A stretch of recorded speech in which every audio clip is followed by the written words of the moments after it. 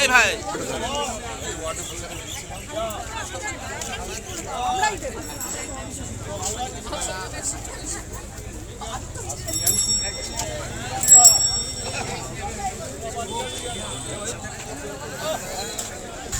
একটু কায়দা ওদিকে টোপে দিচ্ছে জানি আগে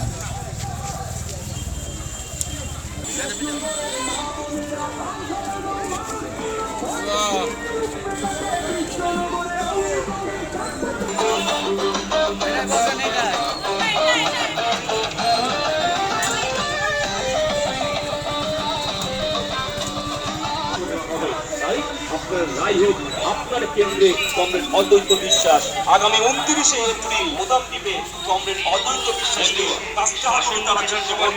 কৃষ্ণনগর উত্তর বিধানসভা কেন্দ্রের শেষ দফার প্রচারের দিন জোর কদমে প্রচার চালালেন বিজেপি প্রার্থী তারক চ্যাটার্জি। সোমবার সন্ধ্যা 6টা পর্যন্ত চলা নির্বাচনী প্রচারের শেষ দিনে তিনি সর্বাগ্রে প্রচার সম্পন্ন করেন এলাকাগুলিতে। প্রার্থীর দাবি, সাধারণ মানুষের মধ্যে ব্যাপক সাড়া মিলছে। বহু মানুষ বাড়ি থেকে বেরিয়ে এসে তাকে আশীর্বাদ জানিয়েছেন।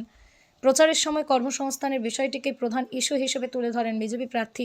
তার দাবি, ভারতীয় জনতা পার্টি ক্ষমতায় এলে পশ্চিমবঙ্গে শিল্পায়ন হবে, কর্মসংস্থান হবে। বর্তমান সরকারে প্রায় 3.5 লক্ষ সরকারি পদ নষ্ট করেছে। বিজেপি সরকার এলে স্বচ্ছতা মেধার ভিত্তিতে নিয়োগ করা হবে।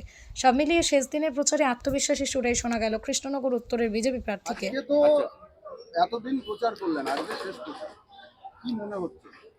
আজকে 27 তারিখ, আজকে শেষ প্রচার সন্ধ্যে 6টা পর্যন্ত। আজকে সম্পূর্ণ বিধানসভা করার পরে আমার ওয়ার্ডে নিজস্ব এলাকায় প্রচার কিছুটা বাকি ছিল, সেই প্রচারটা আজকের দিনে করলাম।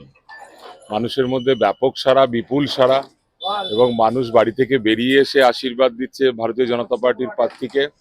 এবং মানুষ কোথাও যেন সিদ্ধান্ত নিয়ে ফেলেছে যে এইবার 26-এর যে বিধানসভা নির্বাচন তৃণমূলের বিসর্জন।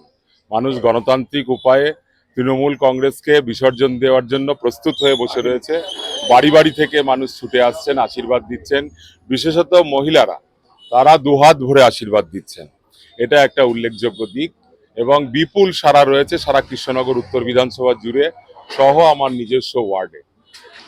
কিছু জায়গায় শোনা যাচ্ছে যে তৃণমূল থেকে অনেক কিছু ভাতা, লক্ষ্মীর ভান্ডার এগুলো পাচ্ছে বলে আমরা সবসময় দিদির পাশে আছি।